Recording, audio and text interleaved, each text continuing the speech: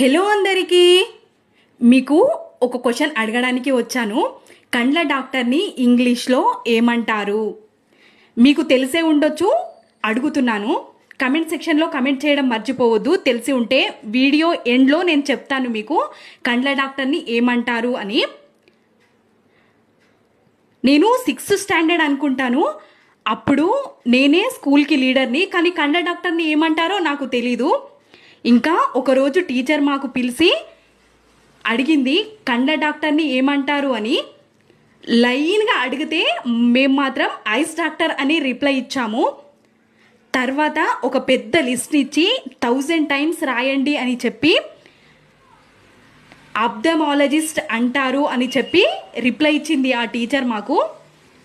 అప్పుడు నేను రియలైజ్ అయ్యాను, మనకి తెలియని విషయాలు చాలా ఉంటాయి జీవితంలో అని. తెలియని వాళ్ళ కోసం చెప్పాను.